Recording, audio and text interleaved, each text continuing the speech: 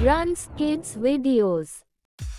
Welcome बच्चों, आज हम ये वीडियो सिर्फ मराठी में देखेंगे क्योंकि आप लोग हमारे वीडियो सिर्फ देख तो रहे हो पर हमारे चैनल को सब्सक्राइब नहीं कर रहे हो, इसलिए अब हम इस चैप्टर का हिंदी वीडियो तभी लाएंगे जब हमारे चैनल के 1000 सब्सक्राइबर्स हो जाएंगे। तो जल्दी जल्दी सब्सक्राइब का बटन दबाइए जो कि बिल्कुल फ्री है। तो आज हम देखने वाले हैं 7वीं क्लास के मराठी सुलभ भारती सब्जेक्ट का चैप्टर नंबर 9 वाचनाचे वेळ। तो चलिए आज की हमारी वीडियो शुरू करते हैं।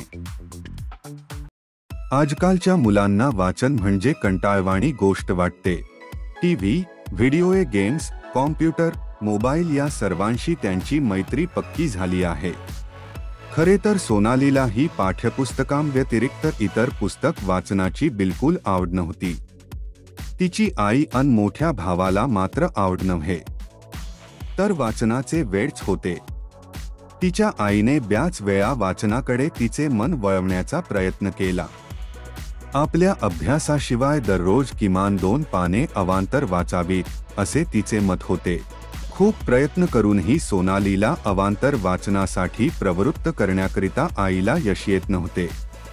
एकदा सुट्टीमध्ये तिच्या आईने एक गोष्टींचे पुस्तक तिच्या हातात दिले अन तिला सांगितले, सोनाली, मला एका शाळेत पाहुणी म्हणून बोलवलं आहे। तिथे मुलांना मी एक गोष्ट सांगणार आहे। मला खूप काही गोष्टी माहित आहेत, पण कोणती गोष्ट सांगू ते समजेना। या पुस्तकातली एक गोष्ट सांगावी असं वाटतंय। तू यातली एक छानशी गोष्ट मला निवडून दे, मी तीच गोष्ट शाळेत सांगेन। आईला मदत म्हटल्यावर सोनालीला शाळेत बाईंनी सांगितलेले आठवले। आपण सर्वांना मदत केली पाहिजे। या मदतीची सुरुवात घरापासून करा। मदत करण्याने आपल्याला तर आनंद होतोच, पण दुसऱ्याचा आनंद हा आपल्याला समाधान देऊन जातो। तुम्ही घरी किंवा इतर ठिकाणी कोणकोणती मदत करता त्याची नोंद ठेवा आणि ती दर शनिवारी दाखवा। सोनालीने आतापर्यंत बऱ्याच नोंदी वहीत केल्या होत्या। आईला मदत ही एक नवीन नोंद होईल। बाई देखील सगळ्यांसमोर आपले कौतुक करतील, शाबासकी देतील या विचाराने तिने पटकन हो म्हणून आईच्या हातातले पुस्तक घेतले। आईने तिला दिलेल्या पुस्तकात छोट्या छोट्या कथा होत्या। नुसत्या कथांची नावे वाचून कोणती कथा निवडावी हे तिला कळेना।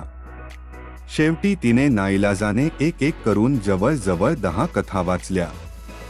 अवघ्या 1-1.5 तासात सारे पुस्तक वाचून झाले।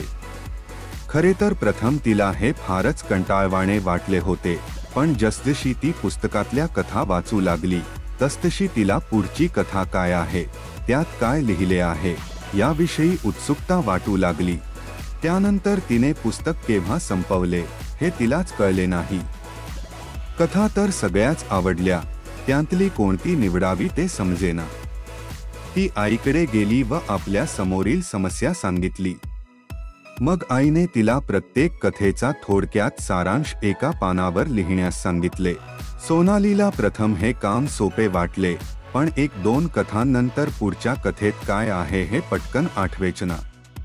तिने आईला मी पुन्हा एकदा पुस्तक वाचते म्हणून सांगितले। खरे तर आज घरात आजी, आजोबा, बाबा, दादा, काकू, काका या सायांनाच सोनालीकडे पाहून नवल वाटत होते।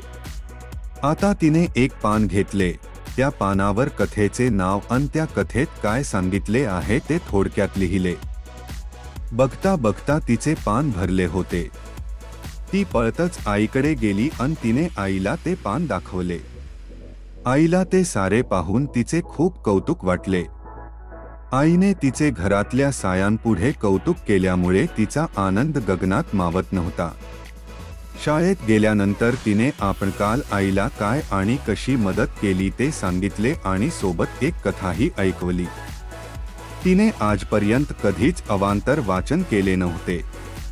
तिच्यातला हा आमूलाग्र बदल सर्वांना आनंद देणारा होता। वर्गात प्रथम बाईंनी आईला मदत केली म्हणून अभिनंदन केले आणि नंतर तिने वर्गात एवढी छान गोष्ट सांगितली म्हणून कौतुकाने तिच्या पाठीवर शाबासकी दिली। सोनालीला आज खूप खूप आनंद झाला होता। तिने आता घरातल्या शाळेच्या वाचनालयातल्या अनेक पुस्तकांचे वाचन करायचे ठरवले होते. आईने सांगितल्याप्रमाणे तिने एक वही केली होती. त्यामध्ये ती आवडलेल्या ओळी किंवा एखादा प्रसंग लिहून ठेवत असे. सोनालीला प्रोत्साहन देण्यासाठी बाबांनी तिच्या वाढदिवसाला एक छानसे पुस्तक तिला भेट दिले आणि सोबत तिच्या वर्गातील सायाच मुलामुलींना एक पुस्तक भेट स्वरूपात दिले. सोनालीला आता पुस्तक वाचत जा असे सांगण्याची गरजच उरली नव्हती. आपको अगर इस चैप्टर का हिंदी ट्रांसलेशन वाला वीडियो देखना है तो जैसा हमने आपको बताया है, आपको हमारा चैनल सब्सक्राइब करना होगा. जैसे ही हमारे चैनल के 1000 सब्सक्राइबर्स हो जाते हैं, हम आपके लिए इस वीडियो का हिंदी ट्रांसलेशन वाला वीडियो ले आएंगे. तब तक के लिए देखते रहिए हमारा चैनल. मिलते हैं अगले वीडियो में. Good bye.